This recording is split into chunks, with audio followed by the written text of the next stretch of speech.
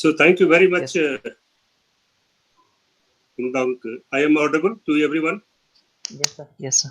You are audible, sir. I audible? Yes, sir. Yes. Yes, sir. Thank Yes, you sir. very much. So thank you very much, most respected chairman of this symposium or workshop, Professor Sensing, my respected teacher, Professor Baidyanath Rao, Professor KTS Rao, Dr. Subra Barwaji, Professor Sharma Bhagwati, Professor Bhagwati Sharma ji,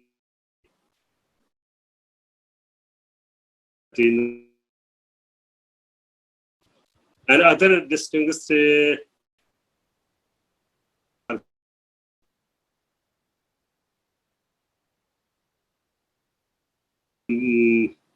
webinar, international webinar on Pali, Buddhist Studies and New Education Policy 2020. I am really thankful to the School of Buddhist Studies and Civilization of Gautam Buddha University, who has this webinar, which is a burning issue because the new education policy has recognized this subject, Buddhist studies as well as Pali. But before we discuss all these things, we must consider a band of scholars of Buddhist studies as well as Pali, who has devoted their most valuable time in bringing the status of Pali at this comfort. Or now the new education policy has recognized the subject of Pali also and Buddhist studies also.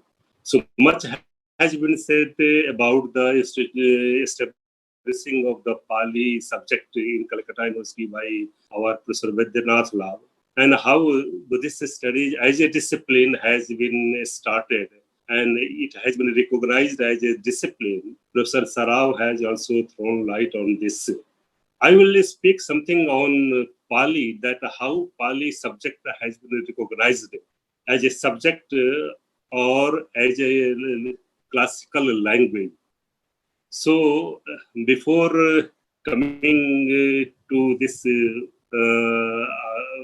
after getting independence of India, the government of India constituted a official language commission in 1955, and at the main purpose of this committee, the official language commission, was to recognize the Sanskrit language and other Pali, Prakrit and Apabhrans, and how it was accepted as a linkage between the vernaculars at that time also.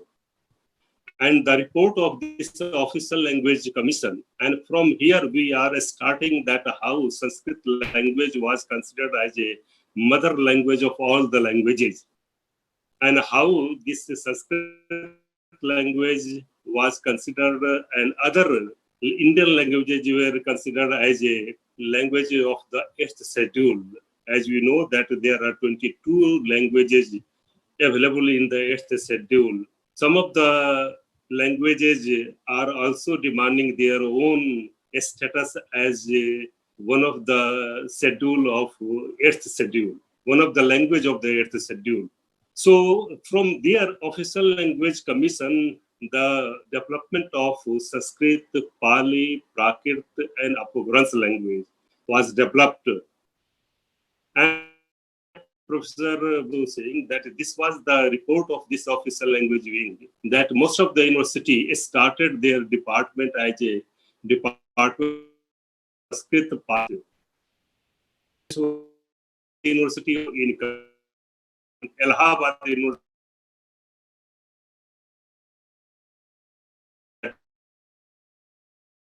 department of Sanskrit Pali Prakrit.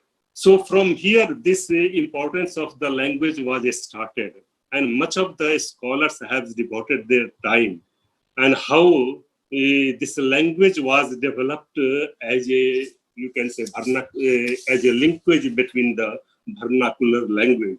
So this was the language, and we are also that how in 1951 Nalanda Mahavihar was established to promote the language Pali, and there was a postgraduate institute of Pali, and this institute was known as a Pali Institute at that time also. And President of India at that time, Professor Dr. Rajendra Prasad, he led the foundation of that. And from there, we are having that how Pali language was started.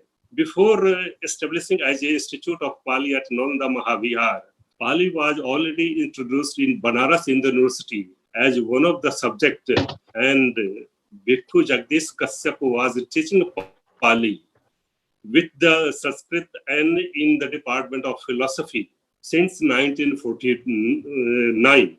And he left after 2 years, he became director of the Nalanda Mahavihar. So from there, 1949, we are having that how language of Pali was developed as a civil. Before, I am not going to the long history that how Professor Satish Chandra, Professor Nasir, Professor Chand Banerjee, spent much time for establishing a Pali as a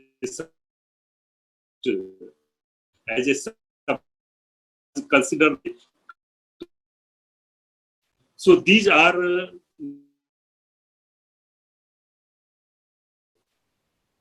office.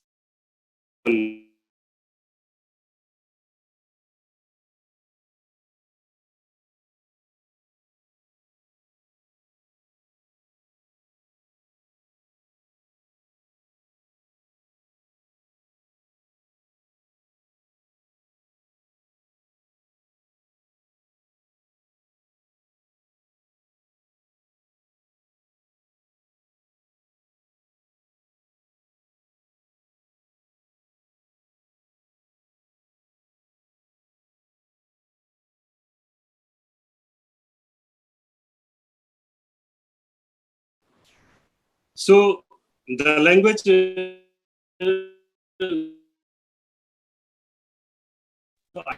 I was this work problem. So we are having that how in the 11th 5-year plan of government of India. Again, there was a need for promotion of the Sanskrit Pali language. And in 2004, there was a committee which was formed by Ministry of HRD, Human Resource Development. And a meeting was held in 2006 in the month of August 30th. And Rashtriya Sanskrit, we are also having that how Rashtriya Sanskrit Sansthan was established in 2007 for the promotion of Sanskrit, Pali and Prakrit. And we are also having that how Pali Study Center was established in 2009 or 2010 at New Delhi campus of Rashtriya Sanskrit Sansthan.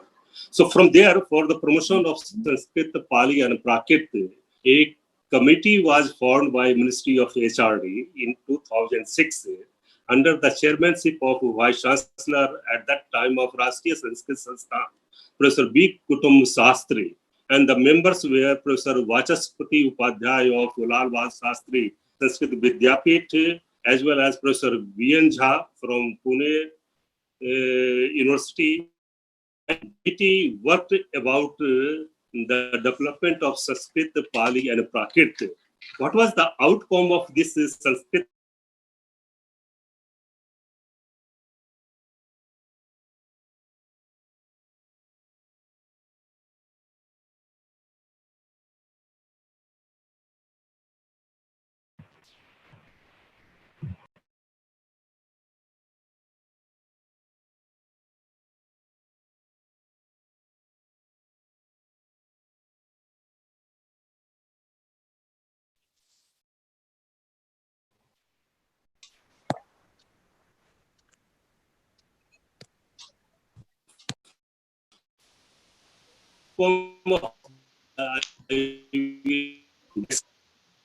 Very brief manner, the which was they gave recommendations. I will speak manner. Committee observed the persons, the posts which are vacated by the classical teachers like Sanskrit, Pali, and Prakrit, they are being filled by the other teachers also, not by the classical language. Committee observed that as a result, this classical languages like Sanskrit, Pali, and Prakrit, they are not encouraging, but they are disappearing.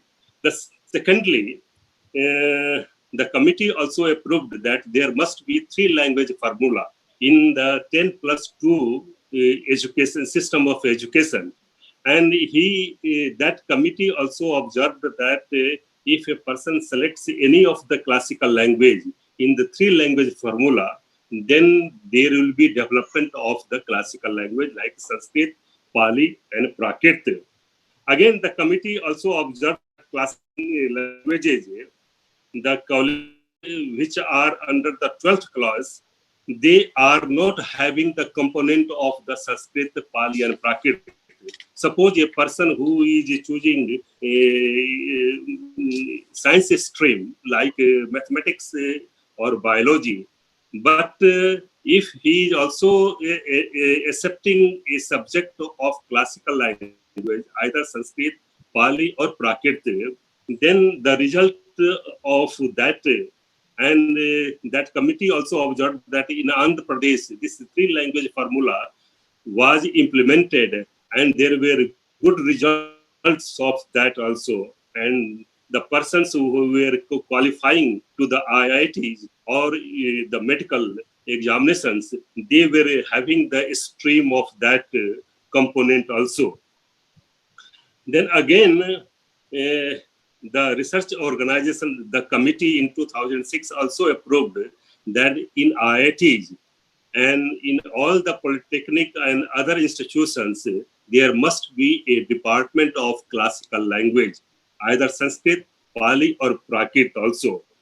Again, the committee also that national level curriculum development committee for each classical language must be constituted.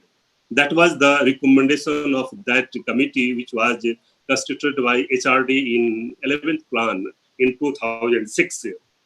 Again, there was that standard material text must be provided to the learning of other schools and colleges also. And then another recommendations was that in the university, the department and must be supported by Government of India to develop and undertake the interdisciplinary studies and the research program also. Again, there was another recommendation that there must be digitalization of all the ancient manuscripts available in Sanskrit, Pali, and Prakrit. So these were some of the recommendations in 2000s, and for especially Pali and Prakrit, the committee also approved, I will speak in a very brief manner, that separate schemes for conservation of Pali and Prakrit may be evolved on the lines of one in existence for the development of Sanskrit studies. Financial assistance for studying Pali Prakrit must be provided to various NGOs and other government agencies. Another recommendation for Pali and Prakrit was that teacher must be provided to teach Pali or Prakrit in the departments of Sanskrit in state universities and in various universities also. There are Sanskrit departments, the Pali and Prakrit must be taught and teachers must be appointed that. So that was the recommendation in 2006. And after that, we are having Rashtriya Sanskrit Sansthan in 2007. And again, then Pali Study Center was given to the Lucknow campus or Parisar of Rashtriya Sanskrit Sansthan. And the main objective of that Lucknow Pali Study Center of Rashtriya Sanskrit Sansthan to translate the Pali text into Hindi as well as with the Sanskrit transliteration of the all Pali text. And we are having the outcome of all the Some of the Pali texts have been translated into Hindi languages, as well as some of the texts have been translated into this Sanskrit Chaya or Sanskrit language. Again, we are having that there are some demands by the universities and the departments and the colleges that Pali must be included as one of the classical language of India. For classical language of India, we are having that in 2004. First of all, Telugu was given a status of classical language. Again, in 2005, Sanskrit, which was considering all the aspects for considering as a classical language, it was also given one of the subject of classical language. Again, in 2005, there were some demands for other subjects like Kannada and Malayalam also for considering as a subject of classical language. Again, Government of India constituted a committee. So there were Sahitya Academy, New Delhi, submitted its report, and there were 4 points which were given by Sahitya Academy to consider as any subject as a classical language. I will speak in a very, you can say, only the points related with considering the classical language.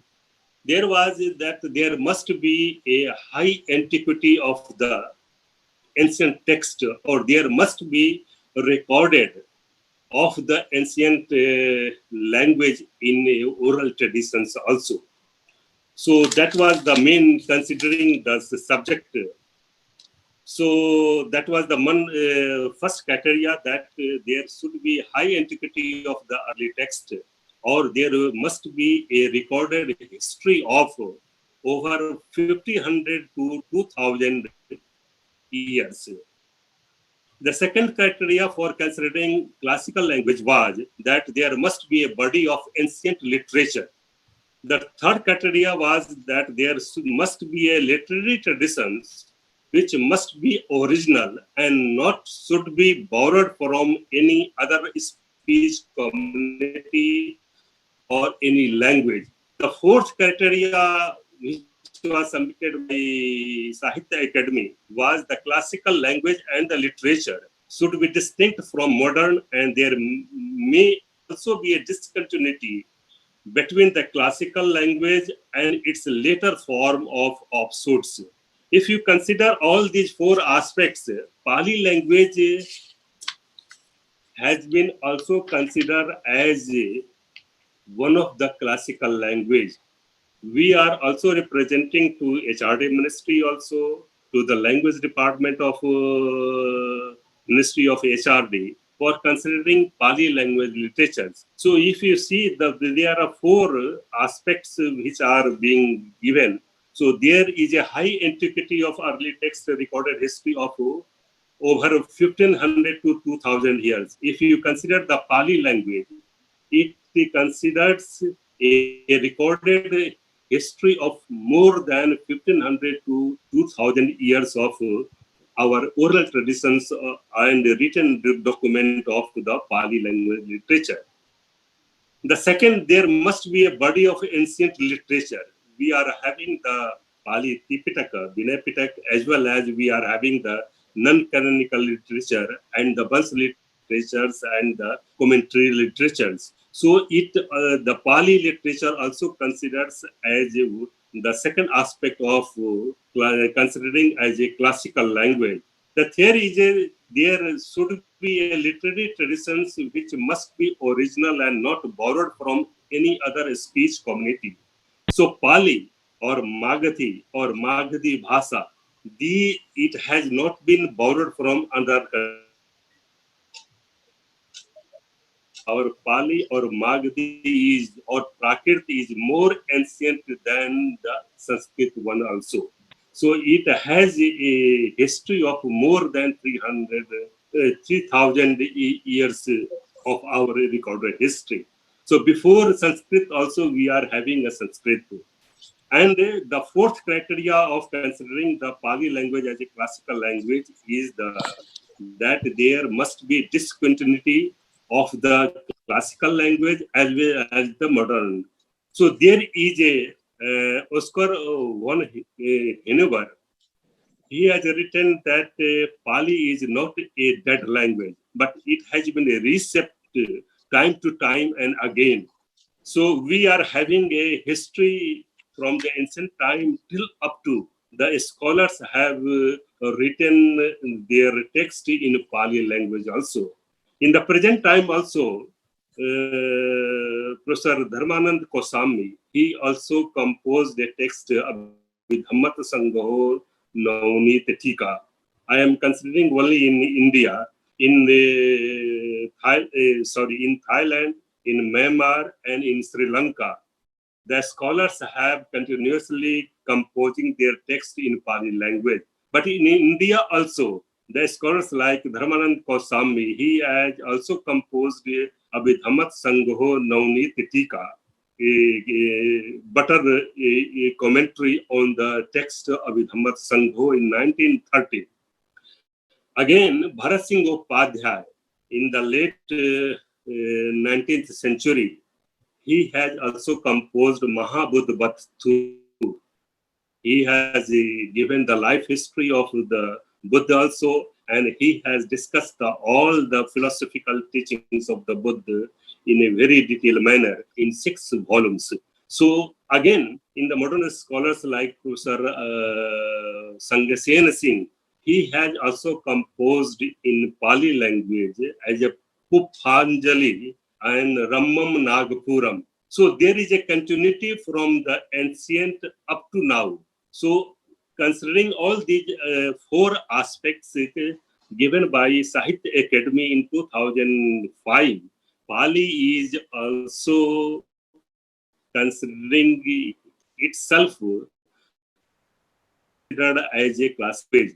We have represented directly to the Ministry of HRD, but nothing has been done till now. So we have to take much effort in this line also again to have to remind the government of India to constitute again and again. Again, after that, in 2014, there was another second Sanskrit Commission of India was constituted under the chairmanship of Professor Satyabrata Sastri. The main purpose of this commission was to present the status of the Sanskrit as well as advise it about the measures that need to be taken for its promotion and propagation regarding the Sanskrit and its allied subject also. Another was that for taking the recommendations and know the full picture of Sanskrit at present in questionnaire and seeks the viewpoint of the scholars of India as well as institutes and publishers. So again, Professor Satyavrata Sastri, he submitted a report. We scholars of Pali language literature also represented our case for Pali language literature to Second Sanskrit Commission of India, to Professor Satyavrata Sastri, and it was submitted in 2015 to Government of India. And it was that impact of this report and the effort of the personal scholars at their own level. This new education policy has also included Pali language as in its curriculum. Again, there is a point to be discussed that the Government of India has also given in new education policy that there must be a Indian National Institute for translation as well as interpretation in Sanskrit, Pali, and Prakrit. So it is good that a National Institute is being constituted for the promotion of Sanskrit, Pali, and Prakrit. So ancient wisdom available in the literature in the Sanskrit, Pali and Prakrit. They will be translated, they will be interpreted in Indian languages. So we have to look forward for this also, that how we have to present ourselves for this National Institute of Translation as well as interpretations, how our language and literature, Pali language and literature, must be included in that institute also. For regarding 4-year curriculum, there was a meeting in recently in University of Pune under the chairmanship of Professor S. Bahulkar of University of Pune. Professor Mahesh Devkar had proposed a curriculum of 5-year integrated course in Pali language literature as well as in Buddhist studies also. So in a person after 10+2 who is desirous to study Pali language, he can enroll himself for 5-year integrated course for the Pali language. So first 3 years course will be meant for the graduation, and the last 2 years will be only for the postgraduate course. So after having done 5-year integrated course, a person is eligible for doing research or whatever the opportunity is available to him. So that is another aspect. But here in new education policy, again the 4-year degree course has been implemented. So we have to look forward that how Pali language literature must be included in our 4-year undergraduate courses in the new education policy. But still we have to give much emphasis that how our language has been represented everywhere. Recently, you might have heard that Government of India, Ministry of HRD, has constituted a committee under the chairmanship of Professor Baidyanath Lal for promotion of Pali language literatures. There are other 12 members of that also. And how Pali language and literature can be developed or can be promoted. So that is the responsibility of that committee also. Unfortunately, no meeting has been done till now. More than 1 year has been done. I would like to request chairman of this committee constituted by Government of India for the promotion of Pali that there must be a meeting of this committee to discuss that what should be our course of action for considering the 4-year curriculum of all these. So regarding the courses of curriculum for the new educational policy, I would like to say something regarding that. Whenever we are talking about Pali language or Prakrit language, people are in their manner. Sometimes Pali and Prakrit languages are very in other language. But we know that there is a cultural heritage which is available in our these two languages. So whenever any scholars talks about Pali language or Prakrit language, they think that they are talking about any religion, whether it is Buddhism or any that is Jainism. So it should not be considered like that also. So people have to in that, and even those the persons who are very much ignorant of the cultural heritage available in this ancient wisdom, available in Pali language or Prakrit language. So I would like to suggest that there must be two types of studies related with the Pali in new education policy. That there must be a higher studies in the Pali, and secondly, there must be popular studies of the Pali language literature. Related with the first, that is the higher studies, there must be a national institute related with the promotion of Pali also.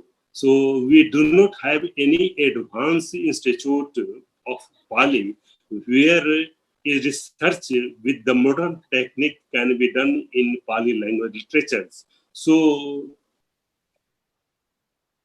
the higher studies in Pali, there must be one national institute having the advanced technique or modern technique available in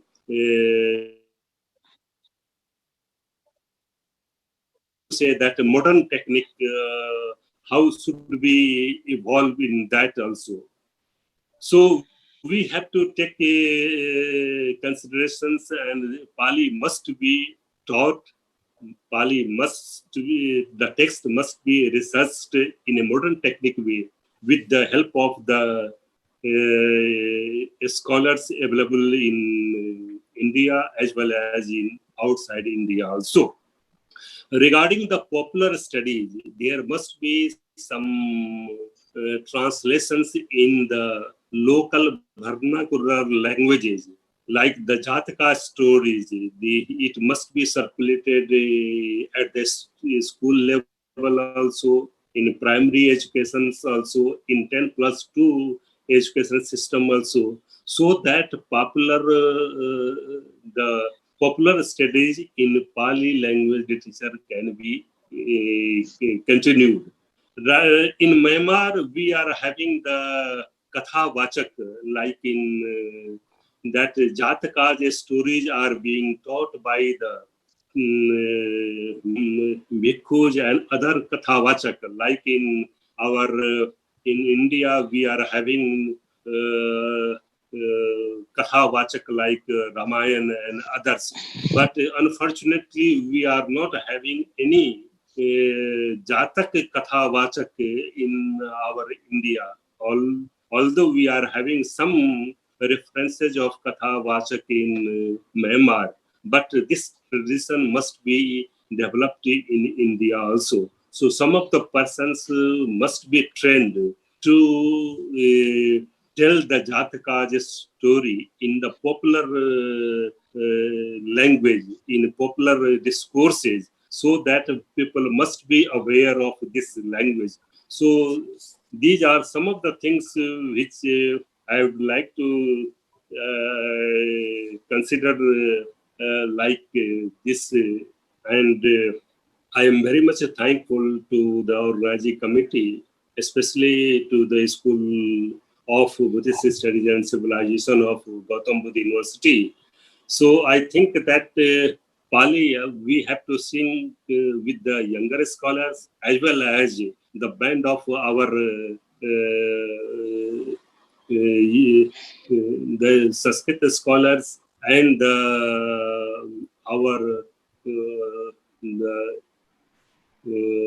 our ancient teachers who have been trained at Nalanda and others.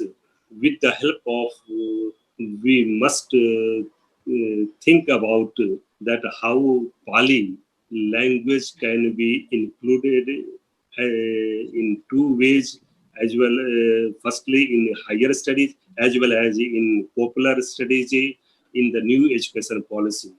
Thank you very much. With these words, thank you very much.